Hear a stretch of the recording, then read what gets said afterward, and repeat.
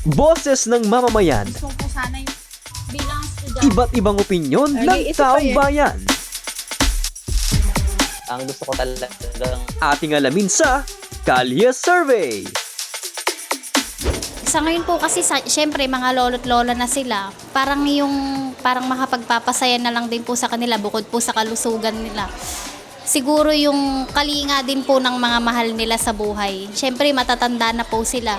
Kailangan din po nila yung, kumbaga po yung pagmamahal siguro, gano'n. Bukod po sa, yun nga, healthy living lang din po sana. Syempre, mga lolo't lola na, hindi rin po natin masasabi kung hanggang kailan pa po yung magiging buhay nila. Kaya siguro po para sa akin, yung makapagpapasaya sa mga lolo't lola, siguro yung kalinga rin po nung bawat isa. Yung mga hindi pa po sana nasali sa citizen, maisali naman na rin po sana. Para may pangbili din po sila ng pangangailangan po nila. Gaya po ng gamot. Siguro po yung masuportahan sila sa mga kailangan nila, gamot, ganun, mga pag-maintenance nila. Yung mabigyan sila ng yung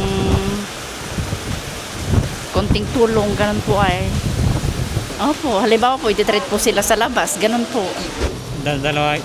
Dadalawain po siya sa bigyan ng pagmamahal. Yung pagbisita po sa kanila, tulad po sa akin, yung pamilya ko po nasa Pangasinan, lolo't lola ko, nagiging masaya sila pagka umuwi po ako sa kanila. Yun po yun. Maabutan lang din po sila ng konting halaga, masayang-masaya na po sila.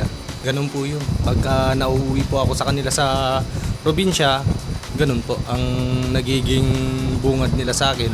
Nakikita, naaabutan sila, ikinagagalak na po nila sa kalooban nila yun. Sa tingin ko po, gamot. Para po sa mga kailangan nila, tapos po mga gatas, gano'n. Para po sa kalusugan din po nila. Siyempre po yung mga libreng gamutan po. Opo. Kasi karaniwan naman sa mga matatanda, yung mga sakit na, may mga mini-maintenance na po eh. Saka yung mga benefits po nila, yung may natatanggap sila, yung mga payout po nila eh. Laking tulong po pambili ng gamot. Ganun po yung lola ko eh. Yung malibre sila sa mga gamot nila po, ganon. Yung magkaroon sila ng yung inaasam ng mga ibang senior, yung magkaroon masali sila sa pension. Yun ang karamihan sa amin dun po eh. Ang gusto nila yung makasali po sila sa pension ngayon. Usually kasi binibilang ko yun ng damit niya and then yung mga pagkain niya kasi.